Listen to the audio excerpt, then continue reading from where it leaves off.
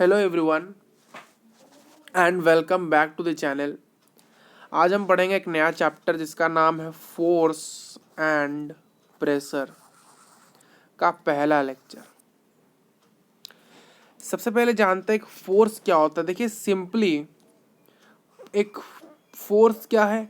Force is when a push और pull is applied to a object is known as force. Force क्या होता है, जब भी किसी ऑब्जेक्ट पर हम ये किसी पुश या पुल को अप्लाई करें तब हम उसे फोर्स कहते हैं। यानी सिंपली पुश और पुल को ही हम एक प्रकार से फोर्स कहते हैं। यानी किसी भी चीज़ को पुल करना या पुश करना ही तो फोर्स है।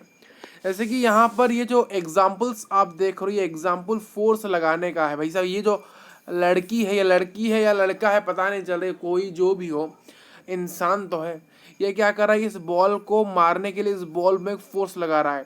ये जब ये जो व्यक्ति है इसको अगर पकड़ेगा, इस बॉल को पकड़ने के लिए जब पकड़ेगा तो अपने हाथ को थोड़ा सा पीछे लगाएगा। क्यों? क्योंकि अगर वो उसने डायरेक्ट इसको पकड़ा तो उसके हाथ में इंजूर्ड हो सकता है, तो इसीलिए फोर्स लगा रहा है इसको पकड़ने के लिए। ये भाई साहब इसको धक्का देने के लिए फोर्स लगा रहा है, ये फोर्स है। बहुत बच्चों का यह डाउट रहता है कि सर पुश क्या होता है, पुल क्या होता है, पुश और पुल क्या होता है, इसको फिगर से समझाइए भाई साहब। समझा देते हैं भाई साहब। देखिए ये होता है पुश, ये होता है पुल। तो देखिए पुश क्या है, किसी भी चीज़ को धक्का देना होता है पुश। किसी भी चीज़ को आप धक्का दे रहे हो उसको पुश कहते हैं। किसी भी चीज़ को खींचना, किसी भी चीज़ को अपनी ओर खींचना उसको पुल कहा जाता है। ये चीज़ को कॉन्सेप्ट को समझिए। किसी भी चीज़ को धक्का देना, आप किसी भी चीज़ को धक्का दे रहे हो अपने ऑपोजिट डायरेक्शन में, अपने ऑपोजिट डायरेक्शन में किसी चीज़ को आप धक्का दे रहे हो। यानी देखिए यहाँ पर ये ऑब्जेक्ट है, आप इसको यहाँ इस तरह ऐसे यहाँ पर धक्का दे रहे हो, जिस तरफ एरो वहाँ पर आप फोर्स लगा रहे हो, तो इसको कहते हैं पुश। आप उसको धक्का दे रहे हो। अगर आप किसी ऑब्जेक्ट को अपनी ओर खींच रहे हो, किसी ऑब्जेक्ट को अगर आप अपनी ओर खींच रहे हो तब उसको हम पुल कहते हैं। ये बेसिक डिफरेंस है पुश और पुल में। किसी भी चीज़ को धक्का देना क्या है, यहाँ समझाओ, क्वेश्चन पूछ रहा हूँ आपको। ये एक सब्सटेंस है, सब्सटेंस है, इसको मैंने धक्का दिया भाई साहब, ये क्या है? अगर मैंने इसको धक्का दिया ये एक पुश है। ये क्या है? एक पुश है, PUSH है। अगर मैंने किसी चीज़ को अपनी ओर खींचा तो ये क्या है? ये पुल है। ये क्या है? ये पुल है, सिंपली पुल है। क्लियर? किसी चीज़ को धक्का देना पुश, किसी चीज़ को अपनी ओर खींचना पुल होता है। क्लियर? ठीक है, ठीक है, ठीक है। आइए देखिए एक दो कॉन्सेप्ट यहाँ समझते हैं। कॉन्सेप्ट नंबर 1 है क्या, कि अगर एक सब्सटेंस है और यहाँ एक व्यक्ति खड़ा है और यहाँ एक और व्यक्ति खड़ा है। इसने मानो इस ऑब्जेक्ट को धक्का देने के लिए, यानी धक्का लगा रहे हैं, यानी ये पुश कर रहे हैं, पुश कर रहे हैं। ठीक, ठीक है। देखिए जो फोर्स की यूनिट मान लो, मैं बताऊंगा बाद में, बट पहले बता दे रहा हूँ, फोर्स की जो यूनिट है वो न्यूटन है। फोर्स की यूनिट न्यूटन है। किसके नाम पे रखी गई? इसका नाम Isaac Newton, sir Isaac Newton के नाम पे रखा है। सर आइजैक न्यूटन एक मैथमेटिशियन और एक साइंटिस्ट है जिन्होंने फोर्स की यूनिट अपने नाम पर न्यूटन रखा है। तो अगर ये जो व्यक्ति है, ये व्यक्ति ए है और ये व्यक्ति बी है। जो ए है वो इस ऑब्जेक्ट पर फोर्स लगा रहा है 50 न्यूटन का, और ये जो बी है ये इस ऑब्जेक्ट पे 50 न्यूटन का फोर्स लगा रहा है। तो ये जो ऑब्जेक्ट है, ये कितने फोर्स में मूव करेगा, कितने फोर्स में मूव करेगा बताओ? कितने फोर्स में,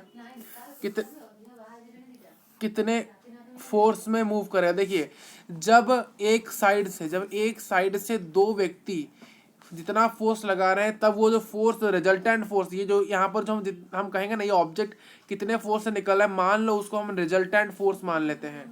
रिजल्टेंट फोर्स मान लेते हैं, यानी एफ आर किसके बराबर होगा?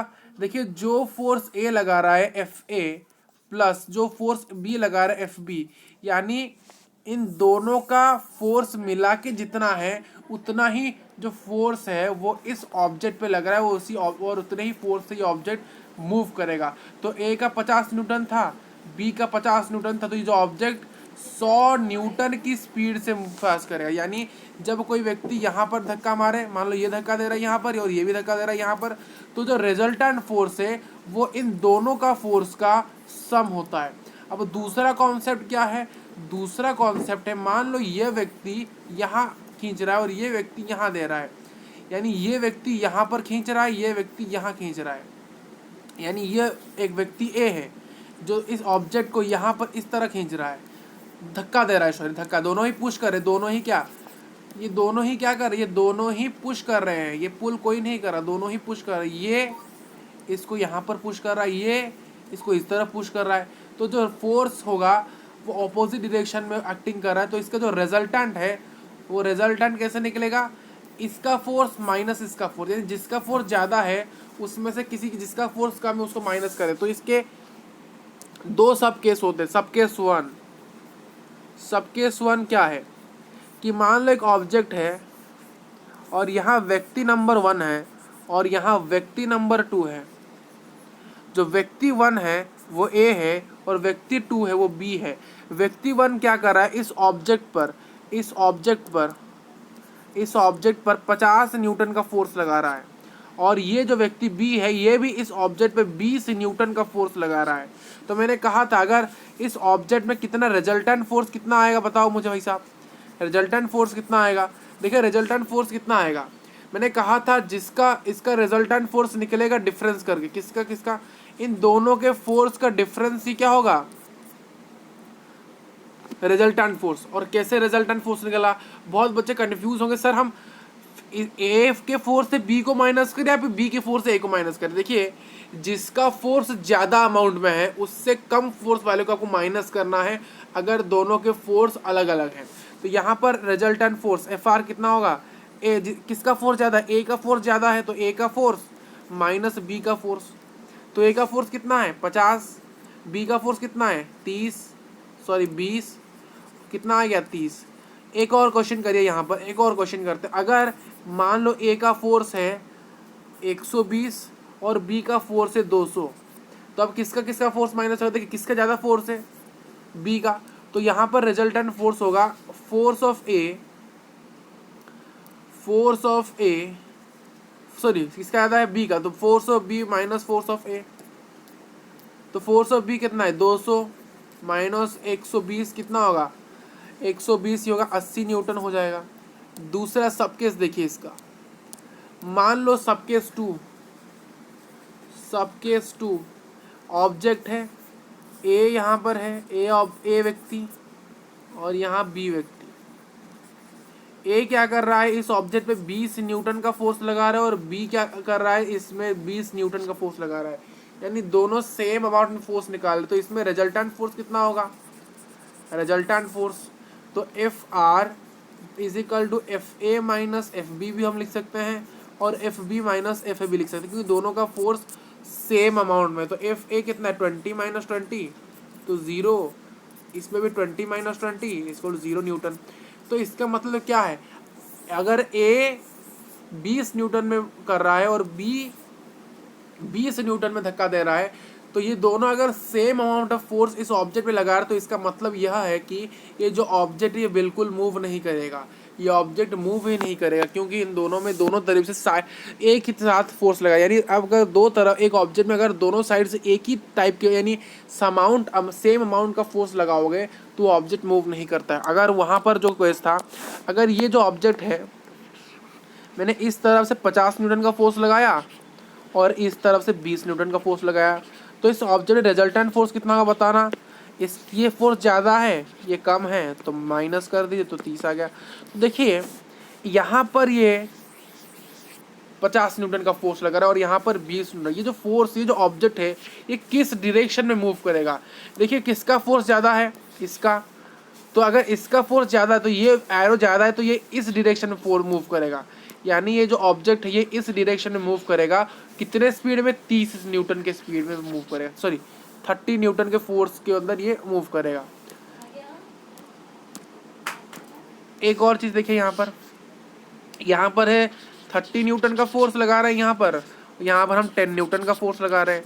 तो इसका रिजल्टेंट न्यूट फोर्स कितना होगा 30 माइनस 10 20 न्यूटन का होगा।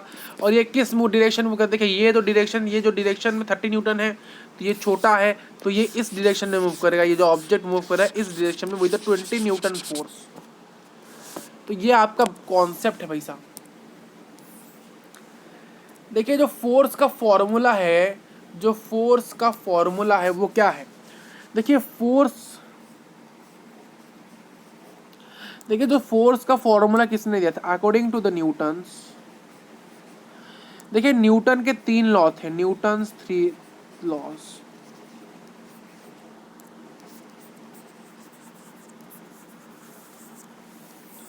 हालांकि ये क्लास 9 में है तो ये इसको आप क्लास 9 नहीं पढ़ेंगे, हम सिर्फ आपको थोड़ा सा हिंट दे देंगे।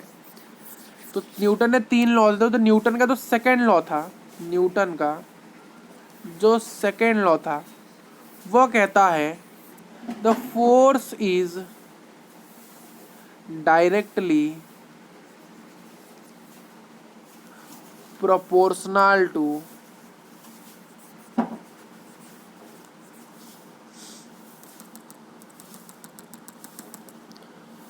छोड़िए इस चीज को।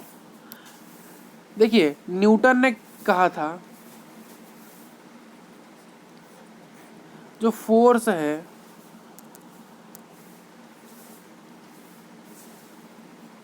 वह मास इनटू एक्सेलरेशन है।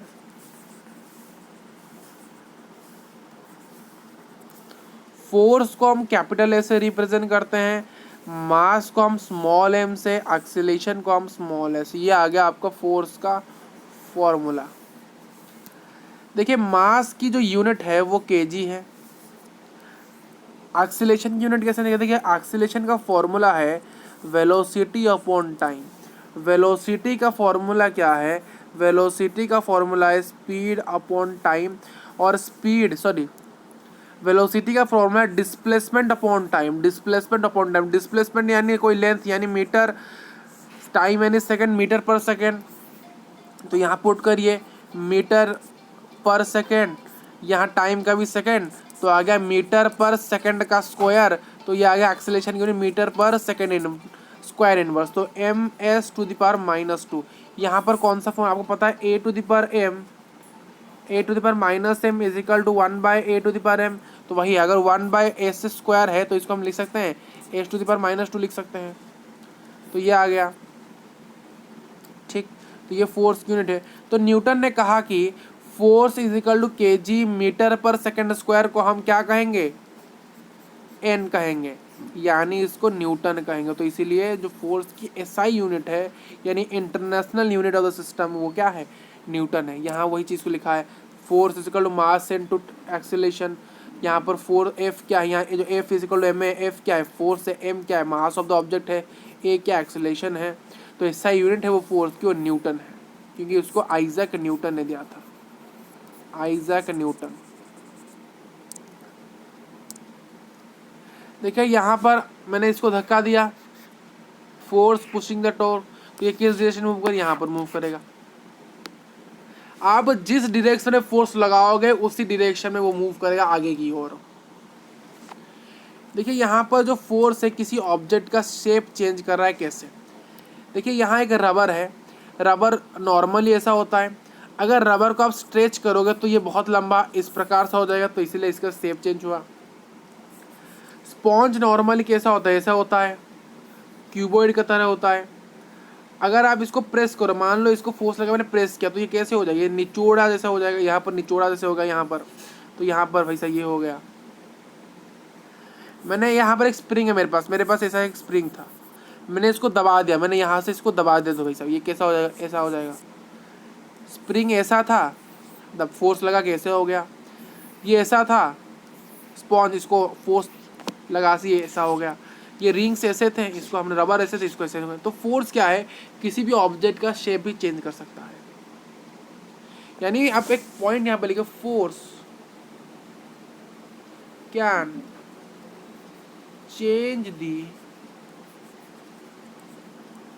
शेप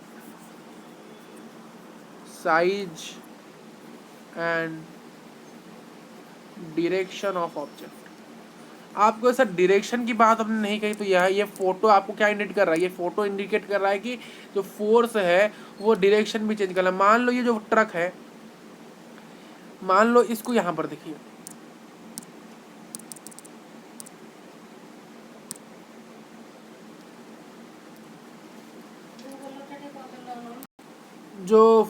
मान लो एक ट्रक है, ये जो गाड़ी है एक टॉय कार है, ये इधर आ रहा है 50 न्यूटन में।